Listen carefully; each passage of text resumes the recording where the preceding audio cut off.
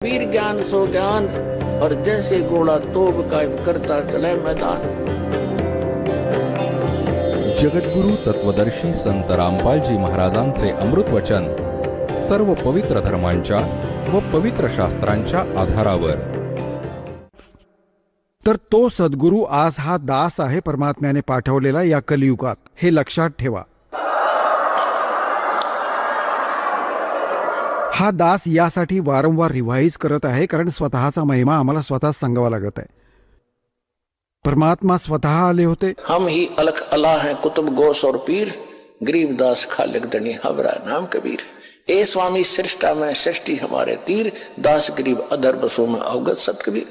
पण नाही समजले।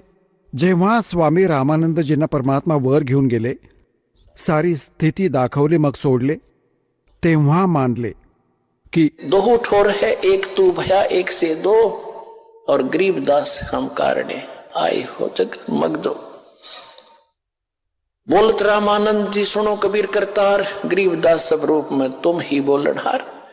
जेव्हा भगवान सांगत होते सगळ्यांना कोणी नाही ऐकलं, ते पण रामानंदांना यासाठी मानावं लागलं कारण ते समक्ष बघून आले।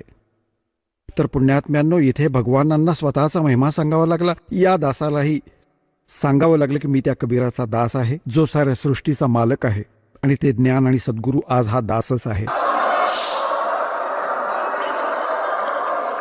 आणि जो सतलोक आश्रम बरवाला मध्ये येईल त्याला त्याची पूर्ण खात्रीही पटेल।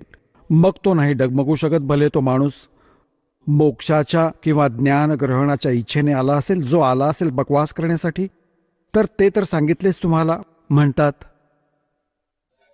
कोट वर्ष करो संगत संतों की, पत्थर का जल में क्या भीजे, चंदन बन में रंग ला दे एक बांस बिटंबी ना सीजे। म्हणतात, जसे दगडाला 20 फूट पाण्यात टाका, 2 तुकडे, आणि मग बाहेर काढा, भले 10 वर्षांनी, भले 6 तासांनी, आणि मग त्यांना एकमेकांवर घासा, त्यात जसेच्या तसे गुण आहेत, गुणांमध्ये बदल नाही झाला, ठिणग्या निघत आहेत त्यातून। आणि अशाच प्रकारे चंदनाचे जे झाड वृक्ष असतो, आसपासच्या सर्व कडुलिंब, जांडी, पिंपळ जेवढेही वृक्ष असतात, स्वतःचा सुगंध सोडून चंदनासारख्या सुगंधाचे बनवतो, त्यांना बहुमूल्य बनवतो। परंतु एक बांबू असतो, बांबू ज्याची काठी बनते, मच्छरदाणी बनते, त्याच्यावर परिणाम नाही होत, भले तो चंदनाच्या वृक्षाच्या जवळ उगवला तरी त्यात तो ग्रहण करण्याचा गुणच नाहीये। तर जे इथे येतील काही जिज्ञासा घेऊन, मोक्ष आधार मानून, त्यांना तर लाभ होईलच होईल, त्यांना तर लक्षात येईलच की जगात आज कोणी गुरु नाहीये, या दासाशिवाय सद्गुरू देखील नाहीये।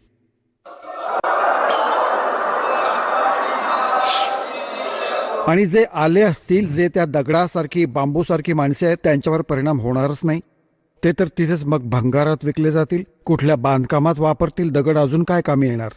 तर अशा प्रकारची जी माणसे आहेत, ज्यांना एवढं ज्ञान, एवढं प्रमाण देऊनही परिणाम होत नसेल की ही खरोखरच काही वेगळी गोष्ट आहे, तर ते तर हे सांगितले आहे की कोट वर्ष करो संगत संतन की, जैसे पत्थर का जल में क्या भीगे, और चंदन बन में रंग ला दे एक बांस बिटंबी ना सीजे। तर अशाच प्रकारे परमात्म्याने सांगितले की बघा, हा येत आहे तुमचा भगवान, आणि तुम्ही वेद वाचता, गीता वाचता आणि पुराणांना सत्य मानता, तर पुराणात हे लिहिले आहे। वेदात कुठे लिहिले आहे? श्री देवी पुराणामध्ये 5व्या स्कंधात 414 पानावर हे लिहिले आहे वेदव्यासजींनी की सत्ययुगातील ब्राह्मण वेदांचे पूर्ण विद्वान होते आणि दुर्गेची पूजा करायचे, डोंबल विद्वान होते ते। वेदात, गीता, वेदांचे सरळ रूप समजा, हे तर आपण सगळेच जाणता, साधारण हिंदू समजू शकतो, त्यात सरलार्थ पण आहे। कुठे आहे गीतेत दुर्गेच्या पूजेचे प्रावधान? नाही, त्यात मंत्र मोजून 3-4 देऊन ठेवलेत। माझा तर ओम मंत्र आहे, ब्रह्मा आहे मी, श्रीकृष्णमधून बोलत आहे, आणि एक पूर्ण परमात्मा ज्याच्याकडून पूर्ण मोक्ष होईल, ज्याची भक्ती केल्याने पुन्हा जन्म नाही होणार, माझी भक्ती केलीस तर माझाही जन्म, तुझाही जन्म कायम होत राहील, परम शांती नाही मिळू शकत। तेच वेद सांगतात. वेदांचा जसाच्या तसा सारांश आहे हा, छोटे सूक्ष्म रूप आहे कुठे वेद आणि या गीतेमध्ये दुर्गेची पूजा? म्हणे वेद सतयुगातील ब्राह्मण वेदांचे पूर्ण विद्वान होते आणि ते दुर्गेची पूजा करायचे. गावागावात मंदिर बांधणे त्यांचा उद्देश होता. हे मंदिराचं थोतांड यांनीच मांडून ठेवलंय या नकली ब्राह्मण आणि वेदांचे ज्ञाता म्हणवणाऱ्यांनी. आणि दगड पूजून सर्व जगाला भूत बनवलं. परमात्मा कबीरजी हेच सांगतात, वेद पढ़ने पर भेद ना जान, ये बांचे पुराण 18, और फिर पत्थर की पूजा करवावे. मंदिर बांधले, त्यात शिवलिंग बसवलं, विष्णूजींची दगडी मूर्ती बसवली, कृष्णजींची बसवली. डोंबल वाचले वेद तुम्ही, काय वाचलं पुराण? तर त्यावेळी परमात्मा म्हणाले की हा आला तुमचा भगवान आणि तुम्ही याला निराकार सांगता. म्हणाले की तुम्ही जा इथून, कारण की काळाने एक फिक्स टाइम करून ठेवलाय. काळाचा दुसरा अर्थ वेळ सुद्धा आहे. तर इथली जी वेळ आहे ती निर्धारित आहे. यात काहीही बदल ना तो स्वतः करू शकतो, ना कुठल्या अजून संस्कारांनी बदल यात कोणी देवता करू शकतात. हा काळ भगवान काळ आहे. इथला मालक भगवान तर नाही, इथला स्वामी आहे. हा देखील काळ आहे आणि इथे जी वेळ निर्धारित आहे ती देखील काळ म्हणवली जाते. हे दोघेच्या दोघे परमात्म्याचे कबीर साहेबांचे अधीन आहेत, त्यांच्या हुकुमानेच चालतात. तर तो जो काळाने एक वेळ फिक्स करून ठेवली होती की एवढ्या वेळात या तप्त शिलेवर भाजून सर्व प्राणी आपली घाण यात सोडून आपोआप उडून जातात. ते तिथून काढले जातात. एकदम जंप येते. जे काही रिकामे होत जाते त्याला असे फेकले जाते. तर एका दिवसात सगळे पोचतात. मग त्या धर्मराजाकडे अशी लाईन लागते. तिथे जाऊन मग त्यांच्या संस्कारांप्रमाणे वेगवेगळे ज्याचे जसे आहे, मग कोणी स्वर्गात जाते, कोणी गाढव व्हा, कोणी कुत्रा व्हा, कोणी राजा बना, जा. ते कर्म परत सुरू झाले. तर ते जोपर्यंत नाही ते चालले होते, यासाठी ती वेळ पूर्ण झाली होती, ते निघून गेले असतील. परमात्मा म्हणाले ते बघा तो लांबून येत आहे आणि तुम्ही त्याला बघा, तो आहे तुमचा भगवान, आता तुम्ही जा. तेव्हा परमात्म्याने त्यांना तिथून पाठवले. मग त्या काळाने जवळ येऊन पाहिले की हा माणूस कोण उभा आहे माझ्या या स्थानी, तर कोणी येऊच शकत नाही. 21वे ब्रह्मांड जे दासाने तुम्हाला सांगून ठेवले आहे, त्या 21व्या ब्रह्मांडात देखील एक असे गुप्त स्थान आहे जिथे तप्तशील आहे. तुम्ही सृष्टी रचनेमध्ये तो मॅप बघाल, चित्र बघाल, तेव्हा लक्षात येईल. जे आपल्याला दास अनेक वेळा सत्संगात देखील ऐकवतो, पुस्तकातही लेकरांनी भक्तांनी लिहिलं आहे ते. तर तिथे कोणीही नाही जाऊ शकत त्याच्या व्यतिरिक्त. तर तिथे त्याने पाहिले की दुसरा माणूस कोण आला. मग निरखून पाहिले तर जोगजीत उभा आहे. त्याला हे माहीत होते की जोगजीत भाऊ आहे माझा, पित्याचा पूर्ण आज्ञाधारी आहे, पूर्ण कृपापात्र आहे. पिता म्हणजे सत्पुरुष कबीर साहेबांचा. आणि हा उगाच नाही आलाय, एकतर काहीतरी निरोप घेऊन आलाय, मला अजून काहीतरी शिक्षा सुनवायला. माझ्याकडून काही चूक तर मी रोजच करतो, एवढी दुष्कर्मे करून ठेवलेत त्याने.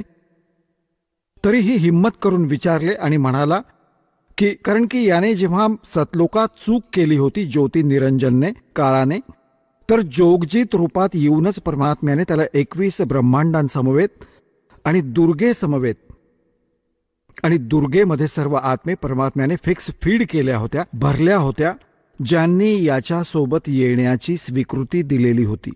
तर याने तेव्हा दुर्गेशी गैरव्यवहार करू पाहिला, तिची बेअब्रू करू पाहिली होती. ती त्याच्या तोंडात सामावली, पोटात, तोंडाच्या माध्यमातून. तेव्हा परमात्म्याने येऊन या काळाच्या पोटातून काढली आणि दोघेही दंडित अपराधी झालेच होते, ही दुर्गाही आणि काळही. काळ का अपराधी झाला? कारण त्याने चूक केली.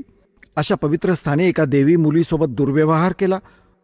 मग त्याला तिथून 21 ब्रह्मांडांसमवेत पाठवले, निघून जा इथून.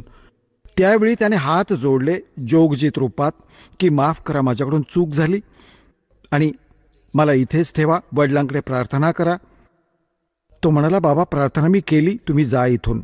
जबरदस्ती या 21 ब्रह्मांडांसमवेत याला इथे 16 शंख कोस अंतरावर पाठवून दिले. एका कोसात 3 किलोमीटर असतात जवळजवळ. 48 शंख, नील, पद्मशंख एवढे किलोमीटर लांब हे 21 ब्रह्मांडात आले. त्यानंतर याने इथे आपली मनमानी सुरू केली की माझे कोण काय वाकडे करणार.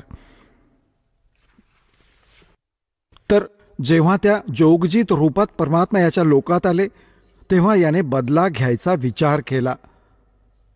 जो त्याने तिकडून काढले होते जोगजीत रूपात, आणि त्यावेळी भगवान जोगजीत रूपात उभे होते. तर काळ म्हणाला की जोगजीत, जोगजीत, तू इथे का आलास, इथे का आलास. आणि ते पुरुष वचन असेल तर तू मला ऐकव. तू इथे का आला आहेस, आणि काही पुरुषाची आज्ञा असेल, परमात्म्याचा काही निरोप आहे माझ्यासाठी, आदेश संदेश असेल तर मला ऐकव. आणि म्हणतात, वहां से बाहर निकाला मोही और जोग जीतना छोडू तोही. तू माझ्या लोकात कशासाठी आलास, तुझी हिंमत कशी झाली माझ्या आज्ञेशिवाय तुझी इथे येण्याची. तू तिथे राहा, मी माझा इथे राहीन, तुझा काय संबंध इथे इंटरफेरन्स करण्याचा. जे वचन आहे ते सांग लवकर. घाबरला तो की काही अजून संदेश घेऊन आला असेल, की काही अजून शिक्षा नको मिळेल तुला. तर सांग काय आदेश आहे वडिलांचा, आधी मला ते सांग, मग मी तुला खूप मारेन, तुझी काही अशी धुलाई करेन की तू लक्षात ठेवशील. तर जोगजीत रूपात परमात्मा म्हणाले की ऐक परमेश्वरांचा, पिताजींचा आदेश. तू त्यांच्या आत्म्यांना, हे तुझे बहीण भाऊ आहेत जे तुझ्या सोबत आले, अरे नालायक, यांनी तुझ्यावर विश्वास ठेवला, तू यांच्याशी विश्वासघात केलास, यांना कंगाल केलेस, यांनी काय जुलूम करून ठेवले आहेत आपल्यासोबत. याने वर एक महास्वर्ग तयार केला आहे ब्रह्मलोकात, आणि त्या महास्वर्गामध्ये याने वेगळे नकली लोक करून ठेवले आहेत, सतलोक, अलखलोक, अगमलोक, अकहलोक. जे हे राधास्वामीवाले करतात ना, हे ढोल बडवतात, ते तर या नकली लोकांबद्दल पण यांना पूर्ण ज्ञान नाहीये. काळाच्या लोकात खोटे बनवून ठेवले, जशीच्या तशी नक्कल वरची दुर्गेकडून करून घेतली याने. तर परमात्मा म्हणाला की तू यांचे काय हाल करून ठेवलेस. परमात्मा म्हणाले की तू, हे तुझे बहीण भाऊ आहेत सर्व, आणि नालायका तुझ्यावर विश्वास ठेवून आले तुझ्यासोबत, तर असे जुलूम. तर याने काय करून ठेवले की तिथे लुटतो हा तुम्हाला. आज तुम्हाला हे सांगितले जात आहे की तुम्हाला कसे लुटले जात आहे, कसे तुम्ही असे भिकारी झालात. आधी जेव्हा तिथून आलात सतलोकातून, तर तुम्ही पुण्याने परिपूर्ण होतात, तुम्ही एका सावकाराची लेकरे होतात. पूर्वी राजे लोक असायचे जे त्यांची मुले आणि मुली, जे धनी राजे असायचे, सोन्याचे हार, सोन्याचे जोडे, सोन्याचे इथपर्यंत, जसे तुम्ही राजस्थानात बघितले असेल की अजून घालतायत माता, चांदीच्या बांगड्या त्या सोन्याच्या असायच्या, आणि कपडे सुंदर, त्यावर देखील हिरे मोती जवाहर जडवलेले असत. आणि असे आपण तिथे होतो, भक्तीने परिपूर्ण शेठ होतो, सर्व सुविधा प्राप्त होत्या. आता आपण आलो त्या सर्व आभूषणांच्या समवेत, म्हणजे सर्व भक्ती समवेत याच्या सोबत आलो. जसे एका श्रीमंत शेठची मुलगी त्याच्याच नोकरासोबत पळाली, आपल्यासोबत तेच घडले. आता त्या पळून जाण्याच्या आधी त्यांचा जो चालू होता विचार विनिमय, त्याचा सुगावा आईवडिलांना लागला. मुलीला समजावले, बाळा हा मुलगा हा तर एक नोकर आहे, आणि तू कुठली कोणाची मुलगी आहे, जरा डोळे उघड, हे योग्य नाही, तुला खूप दुःख होईल. आईने देखील समजावले, मुली मोठा कहर होईल, आम्ही तर लग्न नाही लावून देणार, तू याच्या सोबत गेलीस तरी खूप दुःखी होशील. समजावले, हो आई मी नाही जाणार. वर तर असे दाखवले, आणि मागून सर्व आभूषणे घेऊन पळाली. आता तो होता दारुडा मांसाहारी बकवास माणूस, जाऊन आपले राहू लागला कुठे. तर आधी सगळे जे घेऊन गेली होती धन, आधी ते खर्च करायला लावले. दारू पीत असे वरून तिला मारायचा, ती जाण्यायोग्य राहिली नाही परत. मग ती मजुरी करत होती, 2 बाळं तिच्यासोबत होती. रस्त्यावर हा दास त्यावेळी तेथे जेई होता, नोकरी करत होता. आमचा दुसरा विभाग होता, रस्त्यावर वेगळे काम चालू होते, तिथे आम्ही बसलो होतो एका वृक्षाच्या खाली. ती आई रडत होती. मी विचारले, बहिणी का रडत आहेस, काय झालंय.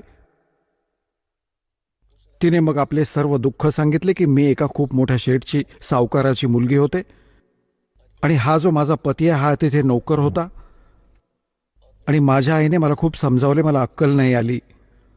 मी याच्या बोलण्यात येऊन माझे सर्व धन घेऊन पळून आले. खूपसं धन, आधी तर धन खर्च केलं माझ्याकडून, मारलं पिटलं, 2 मुलं झाली.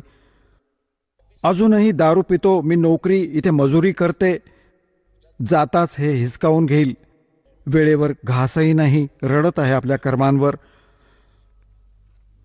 आणि जेव्हा आम्हाला थोडी सहानुभूती वाटली, पण आम्ही काय करू शकतो, आम्ही देखील इथे रोजीरोटीवाली माणसं आहोत, आम्ही तुला काय देणार बाळा. आम्ही पण काही जास्त ध्यान नाही दिलं. दुःख नक्कीच होतं अशा गोष्टी ऐकून, कथा. तर आता मालकांचं ज्ञान झाल्यानंतर समजलं की आपल्यासोबत असंच झालं.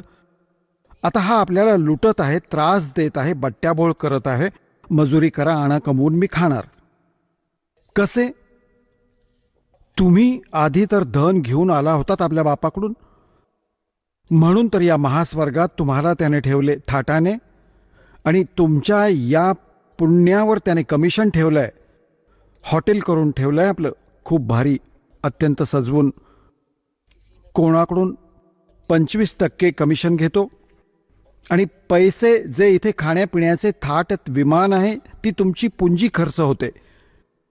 जेव्हा ती पुंजी संपते, तुम्हाला पृथ्वीवर आपटतो की परत पुण्य कमवा, परत पुण्य कमवा आणि परत स्वर्गात या, तिथे संपवा. मग पापेही सोबत बनतात. इथे नरकात देखील जा, इथे जसे कराल तसेच फळ मिळेल, इथे काहीही बदल नाहीये. आता परमात्म्याने येऊन सांगितले, होय होय.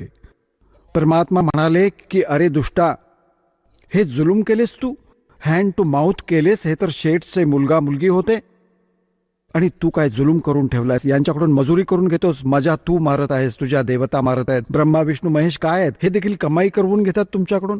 यांच्या लोकात गेलो, स्वर्गात तुमची पुंजी पुण्याची संपली, यांचे कमिशन फिक्स्ड आहे, पैसे तुमचे असतील. सगळे हॉटेल उघडून बसले तिथे या कंगाल देशात, लोकात, 21 ब्रह्मांडांमध्ये.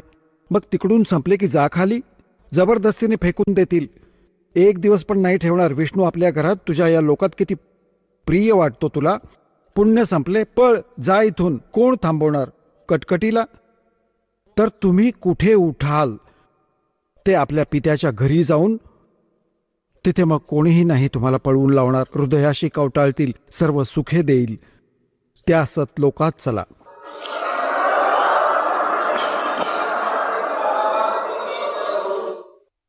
आता जो प्रसंग चालू होता की तुम्ही लुटले जात आहात, तुमची जी पूर्वजन्मीची कमाई होती, परमात्मा कशी दया करतात, जसे प्रत्येक युगात येतात.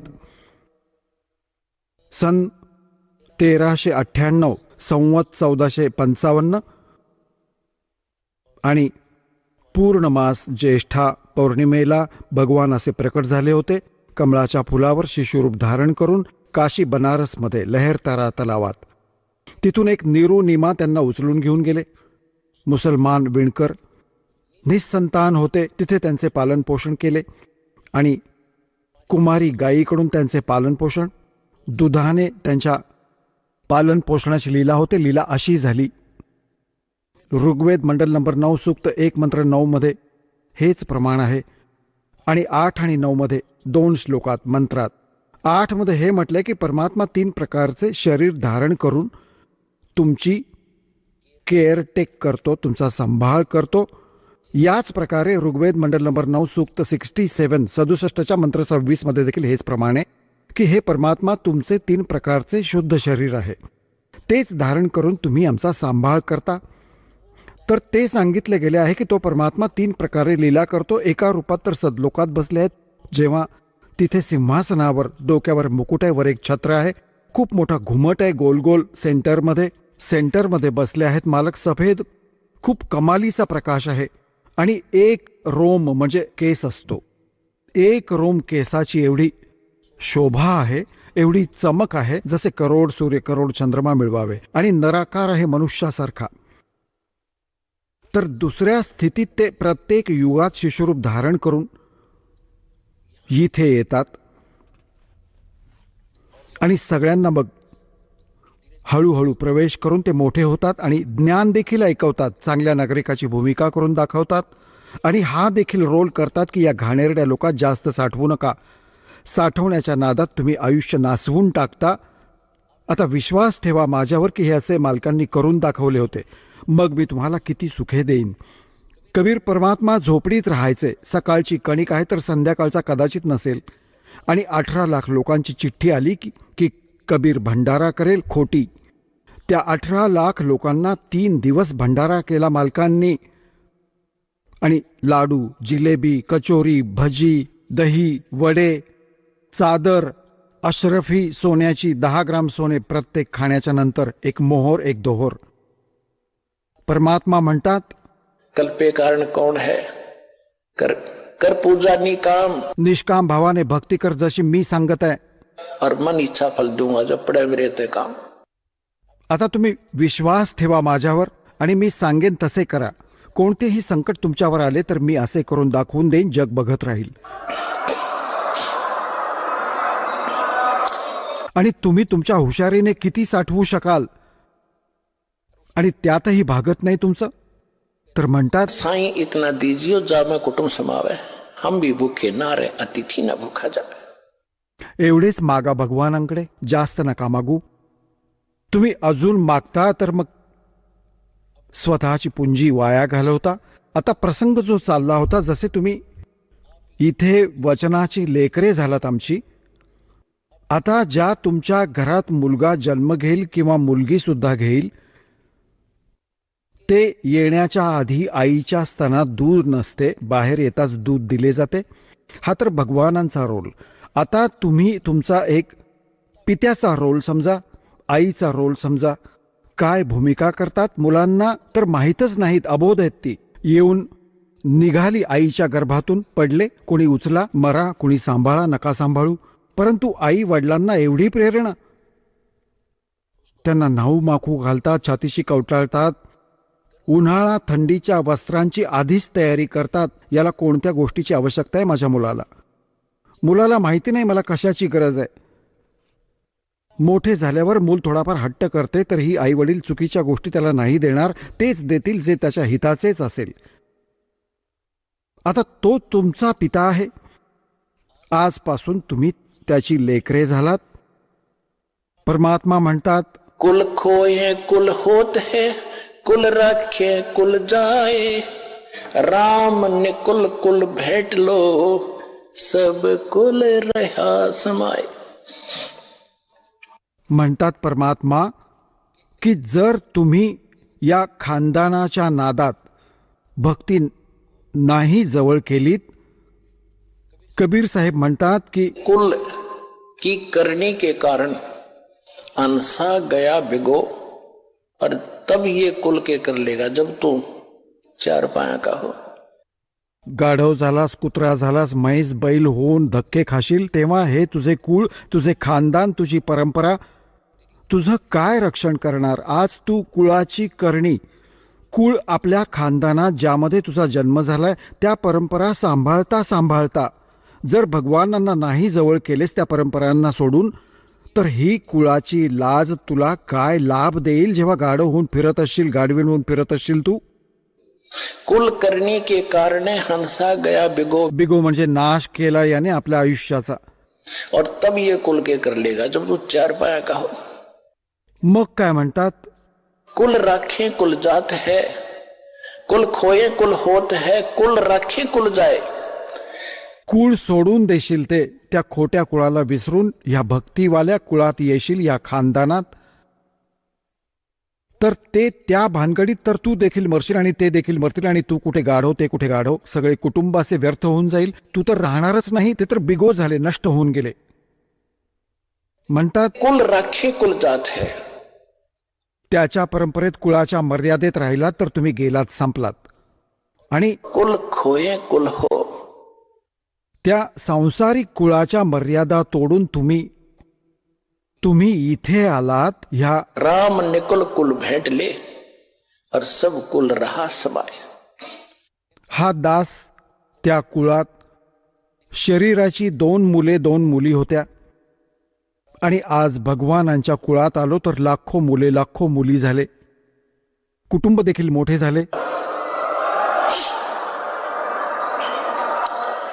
तर इथे परमात्मा म्हणतात, राम ने कुल भेंट ले. भगवानाचं हे कुळ कुठेही नाही, इथेच आहे जे आपण तयार करू. याच कुळाला जवळ करा, त्यात सामील होऊन जा.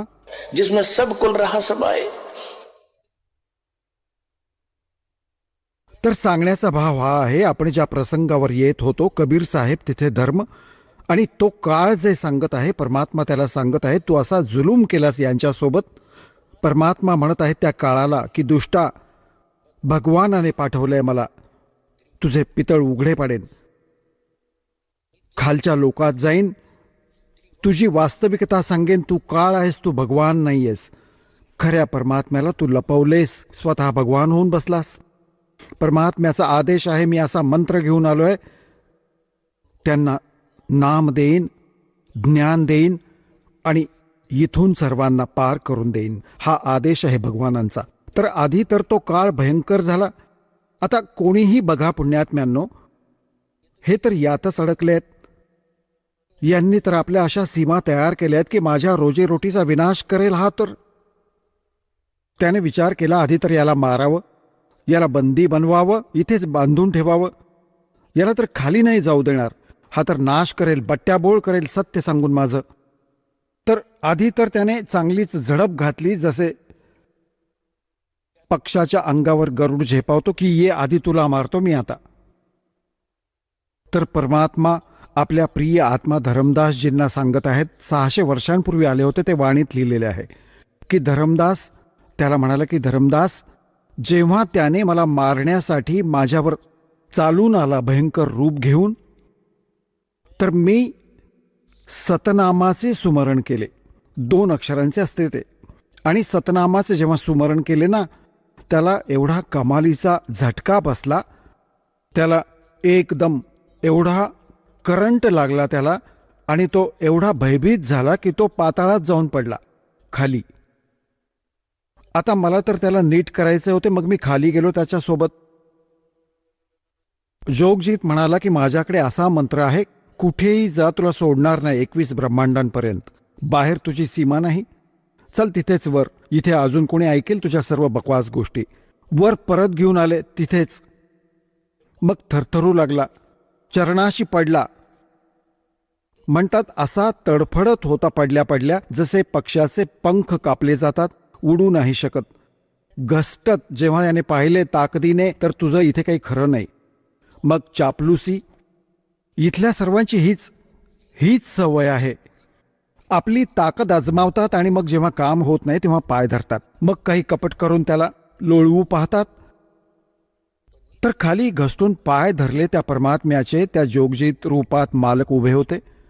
इथे तर शक्तीला सलाम आहे, आणि तोच भगवान दिसला होता ज्याने असा झटका दिला होता, जीव देखील गेला असता याचा. आता तर भगवान दिसत होता, जोगजीत भाऊ नाही.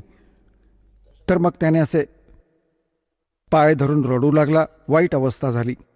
हे भगवान, मी तर तुमचा मोठा भाऊ, मी तर बालक आहे, लहान तर उत्पात करतातच, मोठे तर क्षमाच करत असतात. तुम्ही माझे मोठे भाऊ, मी तुमचा लहान भाऊ, क्षमा करातात. परमात्मा म्हणाले, केली क्षमा, बोल काय हवं आहे. तर नाही, वचनबद्ध होऊन माझं म्हणणं ऐका, माझ्या काही त्रुटी आहेत त्या भरून काढा. तुम्ही तर भगवानाची ताकद घेऊन आला आहात, परमपित्याची. परमात्मा म्हणाले, सांग, मी तसंच करेन. म्हणाला, नाही, वचनबद्ध व्हा. चल झालो वचनबद्ध. परमात्म्याला माहीत होतं हा काय मागणार भिकारी, एका जीवसंज्ञेची व्यक्ती काय मागू शकणार भगवानांकडे, एवढी अक्कल कुठे आपल्याकडे. म्हणू लागला की असं करा, वचनबद्ध व्हा. झालो, उभा राहिला. मग म्हणू लागला की काय कराल खाली, असे करा, बघा मला शाप लागलेला आहे आणि 1,00,000 जीव मला खावे लागतात. जर तुम्ही आत्ताच घेऊन गेलात सर्वांना तर मी उपाशी मरेन. काही दया करा माझ्यावर. एक कृपा करा की 3 युगात थोडेच जीव घेऊन जा, आणि 4थे युग जेव्हा कलियुग येईल तेव्हा कितीही घेऊन जा. मी तुम्हाला प्रतिज्ञा करतो. आता पुण्यात्म्यांनो, आता आपण या अभिमानी वैज्ञानिक लोक, अज्ञानी लोक म्हणतात की भगवानांना माहीत होते, तर काय याला तो आदेश 3 युगांचे का दिले वरदान, तेव्हाच आपल्याला का नाही पार केले. असे तुम्ही भले असता तर तिथून आलेच नसता, तिथेच नसते का पडून राहिले. माहीत आहे भगवानांना की सतयुग त्रेता द्वापारमध्ये हे दुःखी नाही होणार, यांची पुंजी सोबत असेल. काही शिल्लक पुंजी जशी तिथे स्वर्गात संपली, मग राहिली ती खाली. काही पर्सेंटेज तो देऊन पाठवतो, पुण्याची आणि पापांची. तर सत्ययुगात तोच जन्म घेतो ज्याची खूप पुण्य असतात. मग त्रेतामध्ये जरा कमी, मग तेही सुखी होतात. द्वापारमध्येही दुःखी नाही होत.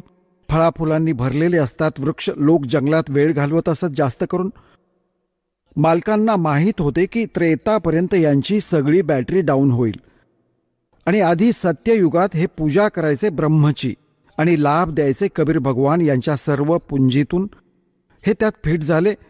मग अशाच प्रकारे राम आणि कृष्ण, रामाचा जन्म झाला, मग द्वापारमध्ये रामाला पूजू लागले. द्वापारच्या लास्टमध्ये श्रीकृष्णाचा जन्म झाला, मग कृष्णाला पूजू लागले आणि पूजा करत राहिले भगवानांच्या दयेने. आणि भगवानही येत राहिले, भगवानांची प्रेरणा करत राहिले.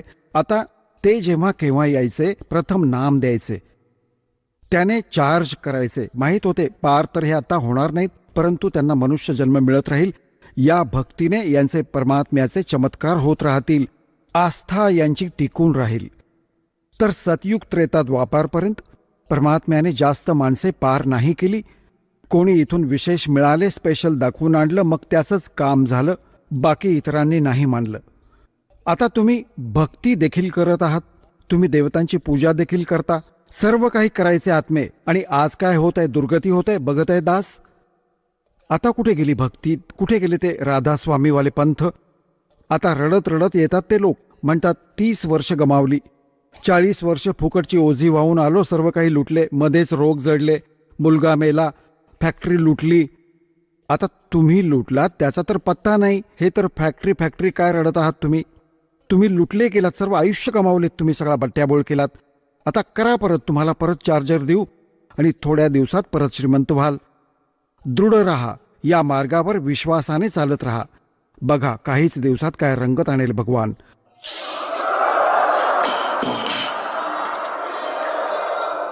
परमात्मा म्हणाले चल ठीक आहे, मानले जर तू वचनबद्ध केल्यास तर. मग काय म्हणाला की एक काम अजून करा. परमात्मा म्हणाले हा. मग तो म्हणाला की सतयुग त्रेतामध्ये माझा अंश जाईल, माझा पुत्र विष्णू. त्याच्यावर एक आपत्ती त्याच्या संस्कारात लिहिलेले असते, ते हा नाही टाळू शकत. त्यात लिहिले होते की त्याची पत्नी उठेल जंगलातून, वनातून, आणि मग पुलाची गरज भासेल. तो पूल तयार करा भगवान. तुमच्या ताकदीशिवाय तो पूल तयार होणार नाही त्यांच्याकडून. ती लेकरे आहेत माझी. परमात्मा म्हणाले ठीक आहे. मग द्वापार युगात त्याने माहीत करून घेतले की एक माझा तो श्रीकृष्ण जो आहे, माझा पुत्र जाईल विष्णू. आणि तो मग एक राजा इंद्र दमन राजाला दर्शन देऊन समुद्राच्या किनारी एक मंदिर बांधेल, जगन्नाथ मंदिर नावाने. त्याला ते मंदिर समुद्र नाही बांधू देणार त्या मंदिराला, कारण की तो प्रतिशोध घेईल जेव्हा रामचंद्र रूपात विष्णूजींनी समुद्राला वाईट साईट म्हटले होते. कसे म्हणाले होते की जेव्हा पूल बांधण्याची गरज भासली, सीताजींचा शोध लागला की रावणाच्या 9 लाखा बागेत आहे, ऐकत नाहीये, युद्ध करूनच मिळवता येऊ शकते. युद्ध करण्यासाठी सेना पार करायची होती, पूल बांधणे अनिवार्य होते. 3 दिवसांपर्यंत श्रीरामचंद्रजी इतिहासात त्यांच्या रामायणाच्या समुद्रात उभे राहिले, गुडघाभर पाण्यात, आणि याचना करत राहिला की जलाधी, हे सागरराज, माझ्यावर संकट आले आहे, मला रस्ता द्या, मला उपाय सांगा जेणेकरून मी आपल्या आतून पार होऊ शकेन. काही उपाय सांगा मला पार होण्याचा, पार करा मला. तर समुद्राने नाही ऐकले, तसोभरही नाही हल्ला. तेव्हा तो म्हणाला होता की लक्ष्मणा माझा अग्निबाण काढ. हे लातों के भूत बातों से नहीं मानते. धीट व्यक्ती आहे हा, धीट आहे हा देव. कारण की समुद्र जल वेगळा आहे आणि जलाचा देव वेगळा आहे. तो तुम्ही नाही बघू शकत, त्या सूक्ष्म दृष्टीनेच दिसतो. तर त्या रामाने म्हटलं की रावणाच्या संगतीत राहून याला गर्व झालाय, हा भलाई नाही चिंतत कोणाची, हा गरिबांना मदत करणारा नाही राहिला. पूर्वी ऋषी लोक समुद्रावर चालू लागायचे सिद्धीने, आणि रामाकडे तर सिद्धी देखील नव्हती. परंतु जेव्हा हे पाहिले ना की हा मला जाळून टाकेल, तेव्हा समुद्र समोर प्रकट झाला होता, विप्ररूप धारण करून तो देवता.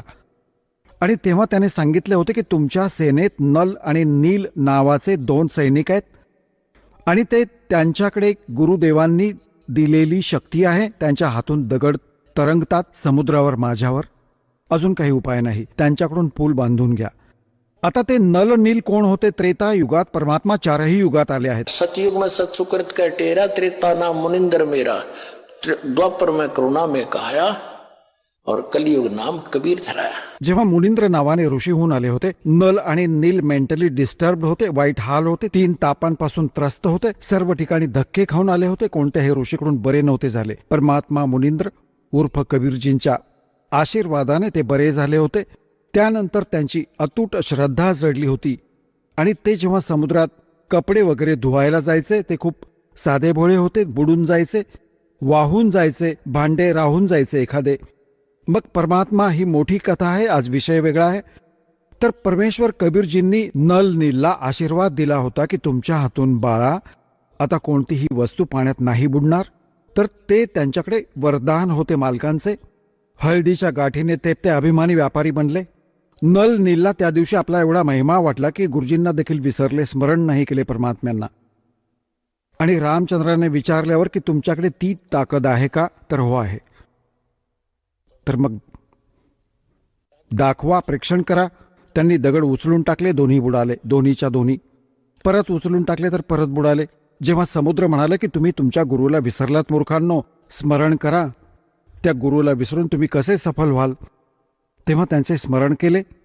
ते वचन जे त्यांनी दिले होते की माझा पुत्र जाईल, पूल नाही बांधला जाणार, तो बांधा. तेव्हा मुनिंद्र ऋषी, तेव्हा परमात्मा ऋषी रूपात तिथे प्रकट झाले आणि तेव्हा म्हणाले होते की हा जो डोंगर आहे ना, हा शेजारचा डोंगर, याच्या 4ही बाजूला मी एक रेषा आखली आहे लहानशी, याच्या मधले दगड उचला. ते सर्व हलके झालेत. नल नील तर कारागीर देखील होते, ते सर्व त्याला तासून अडकवत होते. बाकी दगड हलके केले होते कबीर भगवानांनी. ते देखील लक्षपूर्वक ऐका. ते तत्वज्ञान आहे पुण्यात्म्यांनो. या कथा ज्या तुम्ही ऐकत असता, या आता त्यांच्या सगळ्या डोक्यात बसतील. फक्त कथा ऐकल्या होत्या, शेंडा बुडका नव्हता यांचा. तर त्यांनी हे वरदान दिले होते 2. एक जगन्नाथ मंदिर बांधण्यासाठी. तेव्हा जेव्हा हा त्याला म्हणाला होता की गुलाम जे आहेत ते लाथेनेच ऐकतात, प्रार्थना नाही ऐकत, तर त्याचा प्रतिशोध समुद्राने त्याला माहीत होते की घेईल. हे तर असेच आहे, हे टिट फॉर टॅट, हे विसरत नाहीत आयुष्यभर. हे स्वतः भगवान देखील आपले टिट फॉर टॅट देत आले आहेत. राम रूपात बालीला मारले होते, श्रीकृष्ण रूपात त्याच बालीने शिकारी होऊन श्रीकृष्णाची हत्या केली होती. अशी वृक्षाच्या आडोशाने म्हणतात, कौन राम का जपते जापम, अर्थात कटे ना ये तीनों तापम. अदला बदल करून हे स्वतःचे संस्कार नाही संपवू शकत, ते तुमचे कसे करतील? तर आता शॉर्टमध्ये सांगतो, खूप वेळ झाला. तर मग त्याने 3 हे 2 अजून वर मागितले होते. परमात्मा म्हणाले तथास्तु, 3ही दिले. अजून बोल. मग अजून एक मागितला होता की एक अजून दया करा की कलियुगात आधी माझे. एक अजून याचना केली होती की तुम्ही जबरदस्ती नका करू कुणालाही. सतयुगात जेव्हा 4थं युग कलियुग येईल त्यावेळी कुणालाही बायफोर्स नका घेऊन जाऊ. स्वतःचं ज्ञान द्या. तुमचं ज्ञान जो ऐकेल तो तुमचा, आणि माझं हे अज्ञान जो मानेल तो माझा. परमात्मा म्हणाले तथास्तु. ठीक आहे. मालकांना माहीत होतं की जेव्हा माझं ज्ञानच नाही समजणार ते मला मानतील कसे, तर आधी ज्ञान देईन त्यांना जाऊन. मग म्हणाले की आधी माझे दूत जातील, माझे संत, मी ज्यांना संत करून पाठवेन, आणि मग तुझे दूत जातील, तुझा संदेश वाहक जाईल. परमात्मा म्हणाले ठीक आहे, तथास्तु. ठीक आहे बाबा. आणि मग हे म्हणतात ना, फिर तुम गर्ग लगडर बच्चा सुखी. उभा राहिला. म्हणाला जोगजी, जेव्हा कलियुगात हे जीव पोचतील ना, यांना असं करेन की हे भक्ती योग्य नाही ठेवणार यांना कलियुगाच्या शेवटी. कलियुगात नाना प्रकारच्या पूजा यांच्यात फिट करेल. देवी, देव, देवल पूजवेल. देवल म्हणजे मंदिरामध्ये मूर्ती बनवून. और तीर्थ व्रत जूठे जब तब मन लाऊं, अर्जाइयो जोग जीत संसारा, जीव न माने कहा तुम्हारा, जीव तुम्हारा कहा ना माने, हमरी ओढ हो बाद बखाने. तुझे विरोधी होतील, माझे वकील होतील, वादविवाद करतील. आता परमात्मा म्हणाले की हे तू तुझे काम कर, जे मी वरदान दिले ते दिले. मग म्हणाला की मागून मी पाठवेन माझा दास. जेव्हा तुझी माणसे सगळी बकवास करून बसले असतील, ते हलकं निकृष्ट ज्ञान त्यांनी ऐकवलेले असेल, तेव्हा माझा दास जाईल. मालकांना माहीत होतं की आधी हे बघतील जे बघायचंय, मग मी आपला दास पाठवेन, यांचं पितळ उघडं पाडेन. प्रमाण देऊन देऊन सर्व माझी लेकरे मला ओळखून जातील. तेव्हा परमेश्वर म्हणाले होते, चौथा युग जब कलयुग आई, तब हम अपना अंश पठाई. म्हणतात, घर घर देखो बोध विचारा, सतनाम सब ठोर उचारा. और काल फंद छूटे नरलोई, सकल सृष्टी परवानिक होई. संपूर्ण विश्व माझे दीक्षित होईल माझ्या मंत्राचं, माझ्या जपाचं, नामाचं. आणि कलयुग बीते 5505, तब ये वचन मेरा होगा साचा. कलयुग बीत जावे जब एता, तब सकल जीव सभी प्राणी परम पुरुष पद चेता. की जेव्हा एवढे 5505 कलियुग सरून जाईल, त्यावेळी सर्व प्राणी जे मनुष्य जीवन प्राप्त करत येतील, त्या परमपदाचे चेता असतील. चेता म्हणजे जाणकार. कोणत्या परमपदाचे? गीता अध्याय नंबर 15 श्लोक नंबर 4 मध्ये म्हटलंय की तत्वदर्शी संताच्या प्राप्तीनंतर परमेश्वराच्या त्या परमपदाचा शोध घेतला पाहिजे, जिथे गेल्यानंतर साधक परत फिरून कधीही संसारात येत नाहीत. गीता अध्याय नंबर 18 श्लोक नंबर 66 मध्ये म्हटलंय की 62 मध्ये म्हटलंय की अर्जुन, तू सर्व भावे त्या परमेश्वराच्या शरणी जा. त्याच्या कृपेने तू परम शांती आणि सनातन परमधामाला प्राप्त होशील. तेव्हा परमात्मा म्हणाले होते की त्यावेळी मी माझा दास पाठवेन. आधी तुझे पुढे जातील आणि मागून माझा अंश येईल. आणि घर घर देखो बोध विचारा. बोध म्हणजे ज्ञान. माझ्या ज्ञानाची घराघरात चर्चा होईल. तुम्ही बघत आहात कुठे चिप चालू आहे, मेमरी कार्डमधून ज्ञान चालू आहे, आणि कुठे आपल्या इंटरनेटवरून बघत आहेत, कोणी DVD प्लेअरमधून ऐकवत आहेत. आता हे कसे पसरत आहे परमात्म्याचे ते ज्ञान, जे यावेळी 5505 कलियुग सरल्यानंतर सुरू होणार होते. कलियुग 5505 सन 1997 मध्ये सरले. त्यानंतर पासून हा सर्व प्रचार तुमच्या समोर आहे. 1997 मध्ये या दासाला परमात्म्याने आज्ञा दिली होती की बाळा, हा उघड पेटारा, भंडारा उघड, वेळ आली आहे, सर्व प्रचार कर. त्यानंतर 1999 मध्ये दया केली दात्याने छोटासा तुकडा दिला, एका गावात आश्रम दिला. तिथे मग प्रोजेक्टर लावून भगवानांच्या लेकरांना दाखवू लागले. आधी गावोगावी विरोध झाला आमचा, कारण आम्ही सत्य सांगत होतो आणि ते नकली गावोगावी ठग बसले होते. त्यांनी विरोध केला, जनतेला भडकावून खोटा आहे, कपटी आहे. परंतु भगवानांचे वचन होते त्यामुळे फळलं. आता शिक्षणावर गोष्ट आली होती. आधी आपले पूर्वज शिक्षित नव्हते, त्यामुळे भगवानांना ओळखले नाही. आज तुम्हाला शिक्षणाचे विष पाजावे लागले दात्याला, की एकदा का हे शिक्षित झाले की दुष्कृत्य करतील, पण ज्ञानाने परत सेट करेन यांना. परंतु जोपर्यंत हे ज्ञान नाही समजणार, मला ओळखणार कसे? ज्ञान झाले मग विद्या आपण त्याच्या अनुरूप उपयोग करू. आता आपण चुकीचा उपयोग करत आहोत. तर यासाठी तुम्हाला शिक्षित केलं आहे. याने कसा जुलूम करून ठेवलाय. तुम्ही जेव्हा या ज्ञानाशी परिचित झाल्यानंतर जेव्हा सामान्य आयुष्य जगाल, तेव्हा समजेल कोणत्या आगीत जळत होतात आणि कसे परमात्म्याने शीतल जल शिंपटले या तत्वज्ञानाचे आणि सतनाम आणि सार नामाचे. तेव्हा तुमचे कल्याण होईल. सारा संसार भगवानांची भक्ती करेल. सकल सृष्टी परवानिक होई. ही काही ऐऱ्या गैऱ्याची गाणी नाहीयेत. धन्याचे वचन आहे कबीर भगवानाचे. हे सफल होईल आणि तुमच्या समोर दिसत सुद्धा आहे. बघा कशी छोटी छोटी मुले जी तुमच्या घरी येत आहेत, हे साधारण आत्मे नाही आहेत. हे विशेष आत्मे आहेत जे भगवानांनी पाठवले आहेत तुमच्या घरी. यांना माहीतच नाही रामकृष्ण कोण आहे. हे फक्त भगवानांच्या रंगात रंगलेले असतील. यांच्यात तर असमंजस्य असूच शकत नाही. आणि मग यांचे तर संस्कार एवढे कमालीचे होतील की भगवान हजर राहतील. प्रत्येक यांची सर्व दुःखे दूर करेल. हे तर आपोआपच असेच सुखी होतील. यांचे टेन्शन घेण्याची गरज नाही तुम्हाला. परंतु दृढ राहा.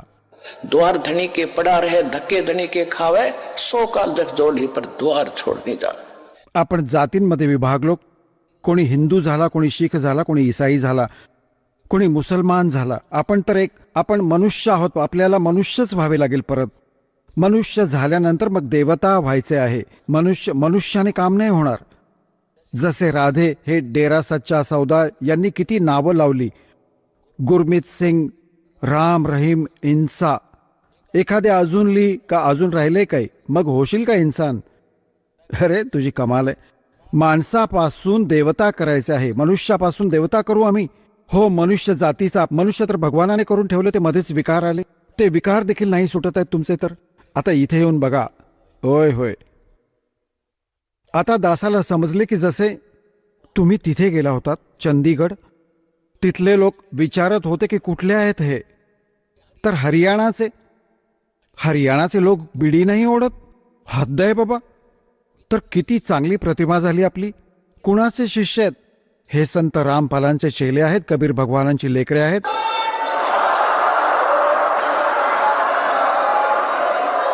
आणि दुसरे म्हणत आहेत की बिडी सोडा. तुम्ही हे तर बसले कसे आहेत एवढे लोक एवढा वेळ जिथेही जातात रॅलीवाले? हे तर कोणी वेगळेच आत्मे आले आहेत, कोण कुठल्या देशातून. तर तुम्ही सतलोकाची लेकरे आहात. सतलोकात जायची तयारी अशीच होईल जेव्हा साधारण विकार सोडून देवता व्हाल. तुम्ही देवता झाले आहात. सतलोकात जायची तयारी आहे तुमची.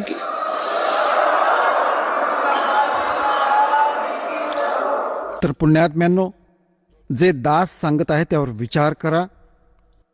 आणि म्हणतात, तन मन धन सब तेरा और तेरा तुझको अर्पण क्या लाग गया मेरा. हे तर म्हणणे झाले, करावे लागेल. आता कबीर साहेब म्हणतात, तन मन धन सब मेरा और मेरा मुझको देगा जब कलजा पटेगा तेरा.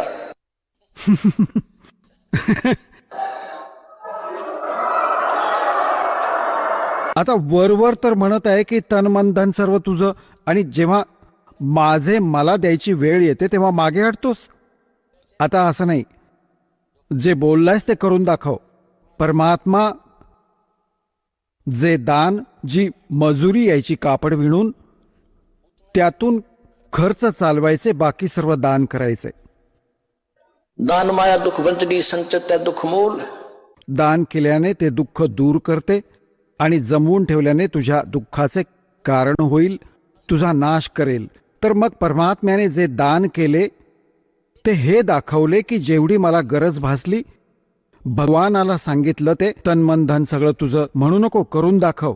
जेव्हा भगवानाला शीश अर्पण कराल त्यात भगवानाचं त्याच्यामध्ये, तेव्हा तुमची पार्टनरशिप होईल मालकांशी. आणि मग बघा 18 लाख माणसांना कसं पोटभर खाऊ घातलं, ते भगवानाला समर्पित झाले. तर असेच तुम्हीही त्या मालकाशी पार्टनरशिप करा आणि ती होईल अशी. देते को हर देता है जहां तहां से आण, ना दिया फिर मांगते फिर यो साहेब सुने ना कान. दान म्हणतात, चढ़ी चौंच भर लेगी नदी न घट्यो नीर, और दान दिए धन घटे नहीं नो कह रे साहेब कबीर. तर काही करावे लागेल त्याच्याकडून काही प्राप्त करण्यासाठी. शेतात आधी बी पेरतो शेतकरी. एक 40 एकर, एका एकरात 40 किलो गहू पेरून येतो आणि मग गाडी भरून नेतो 75 मण 60 मण असे काही पेराल तर बाळा तुला मिळेल. विधी दासाने सांगितली. यामध्ये मागे नका हटू, जरा पुढे जाऊया, तेव्हाच सफलता होईल. बोलो सतगुरुदेव.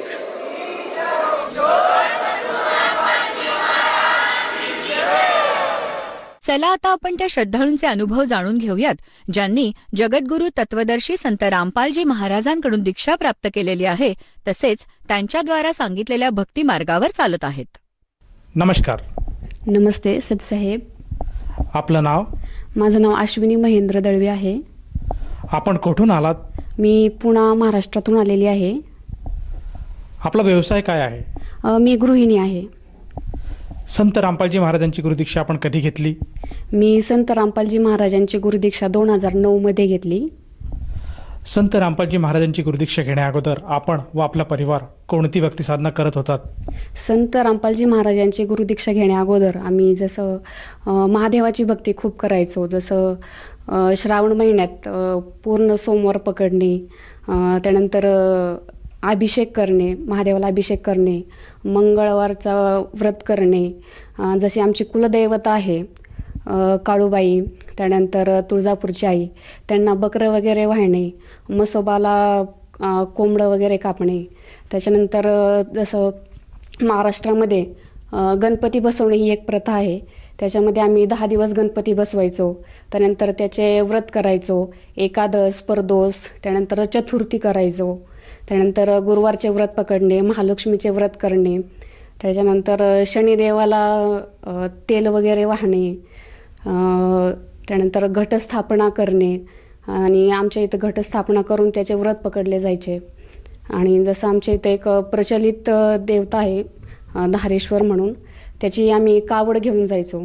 आणि त्याच्यामध्ये असं होतं की 12 दिवस अनवाणी पायाने चालून ती कावड घेऊन शनी शिंगणापूरला जायचो.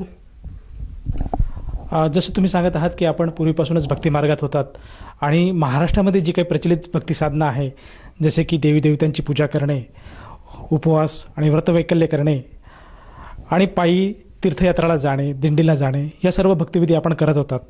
तर मला असं विचारायचं आहे की संत रामपालजी महाराजांचा जो काही मार्ग आहे, त्या मार्गाबद्दल, त्या ज्ञानाबद्दल आपल्याला माहिती कशी मिळाली आणि आपण त्यांच्या शरणात कसे आलात? ॲक्च्युली याच्यासाठी एक खूप मोठी घटना मला कारणीभूत ठरली. माझा मोठा मुलगा आहे, तो 8 महिन्याचा असतानाच त्याचे युरिन इन्फेक्शन झालं होतं आणि ते युरिन पूर्ण त्याच्या किडनीमध्ये रिटर्न जात होतं आणि त्याला युरिनचा प्रॉब्लेम झाला होता. आणि त्यावेळेस आम्हाला पप्पांनी आमच्या गुरुदीक्षा घेतली होती. त्यांनी आम्हाला सांगितलं की तुम्ही संत रामपालजी महाराजांच्या शरणमध्ये जा आणि तुम्हाला त्याचा लाभ होईल किंवा तुम्हाला ऑपरेशन वगैरे करावं लागणार नाही. तर आम्ही तसंच परमात्म्यांना प्रार्थनाही लावली की परमात्मा, संत रामपालजी महाराजांना प्रार्थना लावली की माझा असा मुलगा आहे आणि त्याला असा प्रॉब्लेम. तर परमात्म्यांनी म्हणजे संत रामपालजी महाराजांनी सांगितलं की तुम्ही गुरुदीक्षा घ्या, तुमचा प्रॉब्लेम सॉल्व्ह होईल. तर आम्ही मुलाचं ऑपरेशन झाल्यानंतर महिनाभराने संत रामपालजी महाराजांच्या आश्रममध्ये जाऊन गुरुदीक्षा घेतली. जसं तुम्ही सांगत आहात की सुरुवातीला जी काही भक्तिविधी आपण करत होतात त्या भक्तीमध्ये आपण लीन होतात, परंतु आपल्यावर असं एक संकट आलं आणि आपल्या मुलाची तब्येत अचानक खालावली आणि त्याला किडनी संदर्भात एक रोग जडला. तेव्हा आपल्या वडिलांनी आपल्याला सांगितले की आपण संत रामपालजी महाराजांची नामदीक्षा घ्यावी, जेणेकरून आपल्यावर आलेले संकट हे टळले जाईल. म्हणून आपण संत रामपालजी महाराजांची नामदीक्षा घेतली. तर मला असं विचारायचं आहे की जेव्हा आपण संत रामपालजी महाराजांची नामदीक्षा घेतली, त्यानंतर आपल्याला व आपल्या परिवाराला काय काय लाभ प्राप्त झालेत? मला जसं आध्यात्मिक लाभ, शारीरिक, मानसिक लाभ झाले. त्याच्यामध्ये माझ्या मुलाला जो किडनीचा प्रॉब्लेम होता, जसं संत रामपालजी महाराजांनी सांगितलं की तुम्ही नामदीक्षा घेतल्यानंतर तो पूर्णपणे बरा होईल. आणि डॉक्टरांनी असं सांगितलं होतं की तुमच्या मुलाला आम्ही 6 महिन्याचा वेळ देतो, त्याच्यामध्ये जर ऑपरेशन केलेलं आहे ते सक्सेस झाले आहे की नाही हे पूर्णपणे कळेल. आणि जर ऑपरेशन सक्सेस झालं नाही तर तो मृत्यूच्या दारातही जाऊ शकतो, असं डॉक्टरांनी सांगितलं होतं. तर परमात्म्यांच्या शरणमध्ये गेल्याने की तो जो प्रॉब्लेम होता तो पूर्णपणे बरा झाला आहे. आणि त्याच्यानंतर मानसिक लाभ असा होता की मी आमच्या घरामध्ये इतका ग्रहक्लेश होता की त्याच्यामध्ये मी पूर्ण डिप्रेशनमध्ये गेले होते. आणि डिप्रेशनमध्ये गेल्यामुळं मी आत्महत्या करण्याचा पण प्रयत्न केला. पण परमात्म्यांच्या शरणमध्ये गेल्यामुळे मला एवढी बुद्धी आली की मी त्याच्यापासून परावृत्त झाले. जसं तुम्ही सांगत आहात की संत रामपालजी महाराजांची नामदीक्षा घेतल्यानंतर आपल्या मुलाचं जे काही किडनीचं ऑपरेशन झालं ते अतिशय सक्सेसफुल झालं आणि त्याला त्या रोगातनं तो बाहेर आला. परंतु मला असं विचारायचं आहे की या गोष्टीला आज किती दिवस लोटले आहेत आणि आजच्या घडीला आपला मुलगा त्या आजारासाठी कुठल्या प्रकारची गोळ्या औषधे किंवा काही ट्रीटमेंट घेत आहे का? नाही, ज्यावेळेस ऑपरेशन झाला त्यावेळेस तो फक्त 8 महिन्याचा होता आणि आता तो 12 वर्षाचा आहे. जसं गुरुजींनी सांगितलं होतं संत रामपालजी महाराजांनी की तो पूर्ण बरा होईल, तेव्हाच तो महिन्याच्या आतमध्ये रिकवर होऊन तो पूर्णपणे व्यवस्थित झाला. जसं आपण आता उल्लेख केला की आपण आत्महत्येचा प्रयत्न केला होता, तर मला असं विचारायचं आहे की अशी काय परिस्थिती आली होती की आपण हा असा कठोर निर्णय घेतला होता आणि आपण स्वतः आत्महत्येचा प्रयत्न केला होता? मी जसं सांगितल्याप्रमाणे माझ्या मुलाचं ऑपरेशन झालं होतं आणि त्याला डॉक्टरांनी 6 महिन्याचा कालावधी दिला होता आणि त्याच्यामध्ये सांगितलं होतं सक्सेस होईल किंवा नाही होईल, त्याचंही मला टेन्शन होतं. आणि त्याचप्रमाणे आमचं 10 दिवसाच्या अंतरामध्ये आमचं दुकानही जळालं होतं आणि त्याच्यामध्ये पूर्ण 1000 स्क्वेअर फूटचं आमचं दुकान होतं आणि ते पूर्ण जळून खाक झालं होतं. आम्हाला जवळजवळ 20 ते 25 लाखाचा आमचा लॉस झाला होता आणि आम्हाला त्यामुळे 2 टाईम खाण्याचेही वांदे झाले होते आणि त्याचप्रमाणे आमच्या घरात इतके ग्रहक्लेश झाले होते. याच्यामुळं पूर्ण असा इम्पॅक्ट झाला होता की मी डिप्रेशनमध्ये जाऊन आत्महत्या करण्याचा प्रयत्न केला होता. तर ह्या आत्महत्येच्या प्रयत्नातनं आपण बाहेर कशा आलात?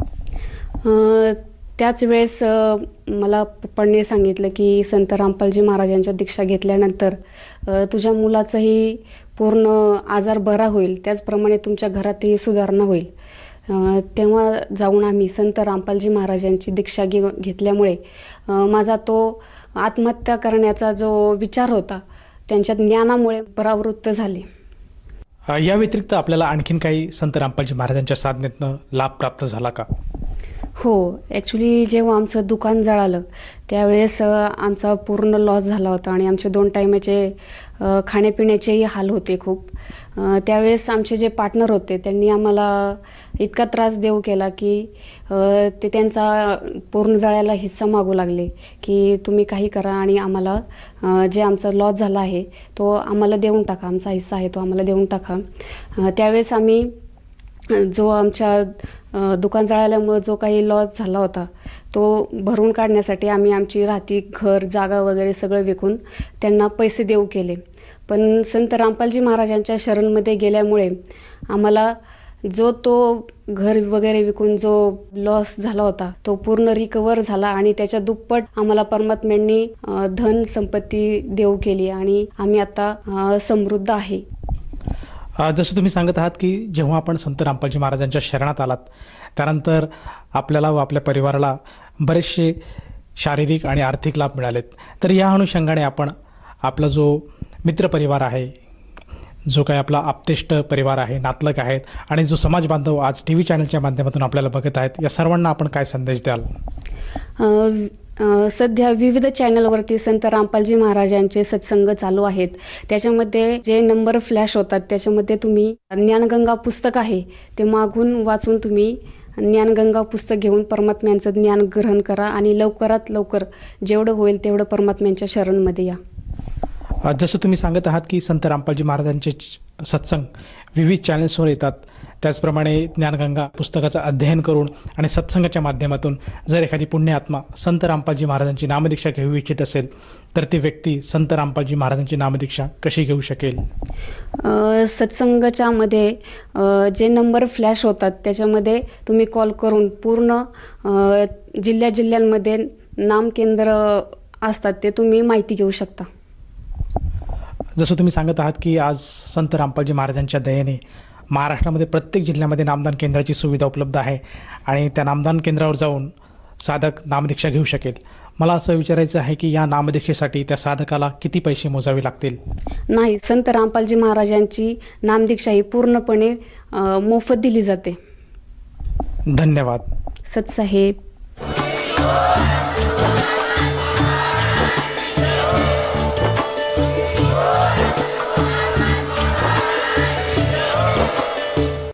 आपण ऐकत होता जगद्गुरु तत्वदर्शी संत रामपालजी महाराजांचे मंगल प्रवचन.